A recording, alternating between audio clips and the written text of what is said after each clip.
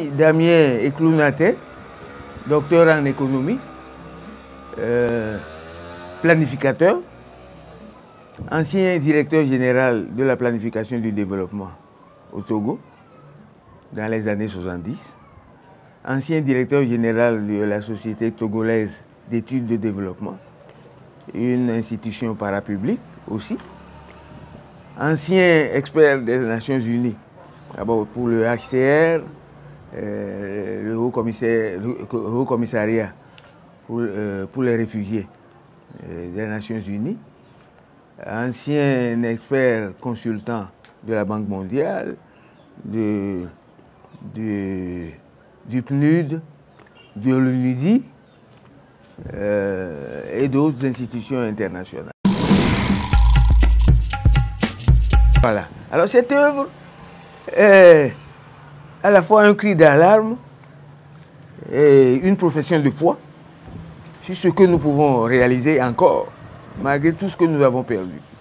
Pourquoi? Quelqu'un qui a participé à la débâcle actuelle, à l'impasse actuelle dans laquelle se trouve l'Afrique, et qui dit d'arrêter, c'est qu'il voit que nous entrons véritablement dans l'abîme. Alors donc, ce cri d'alarme, j'ai voulu le faire et j'ai dit ici en introduction que ce document a un double objectif, d'attirer l'attention des Africains sur la descente inconsciente aux enfers, dans laquelle la démarche courante les conduit inexorablement. Et ensuite proposer des voies concrètes de sortie. Je ne veux pas me contenter simplement de critiquer, mais proposer des voies. Voilà un continent qui est entré dans la colonisation à genoux. Et de la colonisation aux indépendances, les yeux bandés. Et nous, l'élite, on n'en savait rien. Justement parce qu'on nous a préparés à avoir une acception complètement différente du développement. Dieu venant de l'Occident ou du Moyen-Orient. Donc, nous n'avons pas de Dieu, nous devons adopter les divinités étrangères et nous voilà totalement déracinés spirituellement. Et deuxièmement, nous avons été convaincus que notre culture, au mieux, c'est du folklore. Et que nos langues maternelles, il faut absolument les abandonner au profit des langues étrangères. Et nos noms, on s'appelle Mohamed, Abdou Salem, ou François, ou Jean. Et c'est ça qui nous fait paraître plus modernes. Et nous voilà complètement déracinés. Nos idoles sont en Occident ou en Orient. Et que l'argent se trouve auprès de l'aide bilatérale ou auprès des institutions internationales comme la Banque mondiale, le FMI, etc. Et donc nous nous sommes dit que pour nous développer, il faut aller là-bas. Alors que c'est un piège bien préparé, hein, qui nous fait croire que la souveraineté monétaire n'est pas une affaire intrinsèque à l'État. Et pour ajouter à cela, nous sommes consommateurs nets de technologie. Nous sommes habillés de la tête jusqu'aux pieds par l'Occident. Nous sommes nourris quotidiennement. Et on boit du vin, du champagne, comme pour nous émanciper. Et on abandonne la bière locale, notre propre production. Et nous sommes véhiculés par l'Occident. Donc, si le développement, c'est une dynamique interne, alors tout ce qui n'est pas dans la dynamique interne est erroné. Alors le développement, pour vous permettre de mieux comprendre, le développement a 4 composantes, 4 facteurs. L'homme, mais l'homme dans son intégrité, spirituel et culturel. L'homme tel qu'il est, dans le lieu où il habite. Deuxièmement, le capital. Lui aussi, en tant qu'élément interne.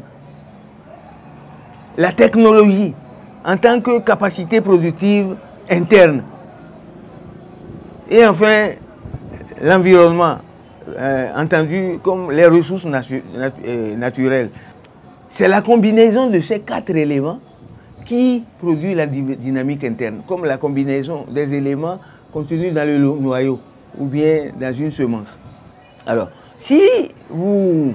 Et développement et aide, ils sont purement et carrément contradictoires.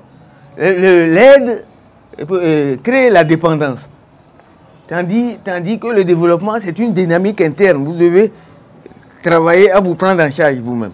Entrer dans l'aide de l'indépendance, les yeux bandés. On nous a dit que c'est comme ça qu'il faut faire. Quand vous voulez faire quelque chose, il faut s'adresser à l'extérieur, ils viendront vous le faire. Et nous aussi, nous allons dans les communautés de base, ils ont besoin de ça, c'est un recul. Alors il y a aussi l'aide et la lutte contre la pauvreté. Ça, c'est un très gros piège. Parce que quand vous luttez contre la pauvreté, vous la renforcez. Alors qu'est-ce qui se passe? Avec la lutte contre la pauvreté, les gens se contentent de leurs conditions actuelles, puisqu'on leur donne ce dont ils ont besoin en plus. On leur donne davantage à manger, on leur fournit de l'eau, de l'électricité, etc. On vous dit maintenant vous êtes bien. Et on leur permet d'aller davantage à l'école. Quelle école? Une école élitiste, où c'est seulement la minorité qui réussit, et cette minorité qui réussit doit encore aller chercher du travail. Donc c'est seulement la minorité de la minorité qui est au travail. Mais maintenant, ceux qui sont au travail, ils n'ont... et ça n'a généralement rien à voir avec leur talent. C'est une école échec. La souveraineté monétaire est différente de l'unité monétaire. La souveraineté monétaire, c'est le droit d'émettre monnaie, et cette émission monétaire est la prérogative unique de l'État. Mais cette prérogative n'est pas une panacée. Parce qu'il y a beaucoup, même les États africains qui ont cette prérogative et qui l'utilisent, ne savent pas quoi en faire. Cette prérogative sert à financer la structuration interne de développement pour créer une dynamique interne.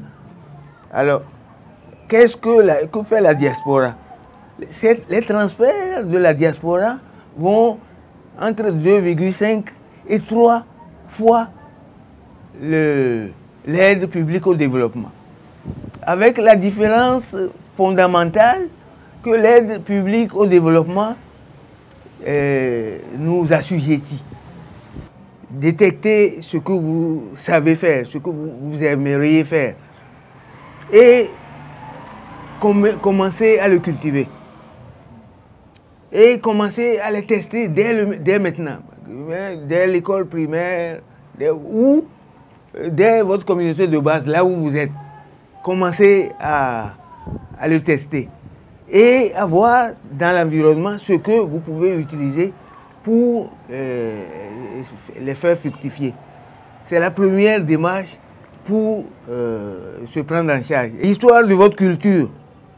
Plus vous imprégnez dans votre culture, plus vous êtes fort. Et en plus, quand vous connaissez votre culture, vous connaissez la culture des autres Africains. Parce qu'en fait, c'est la même origine. Depuis le temps des pyramides, c'est la même culture qui s'est développée et qui a éclaté en sous-culture. Ce qui nous manque, c'est la solidarité entre Africains.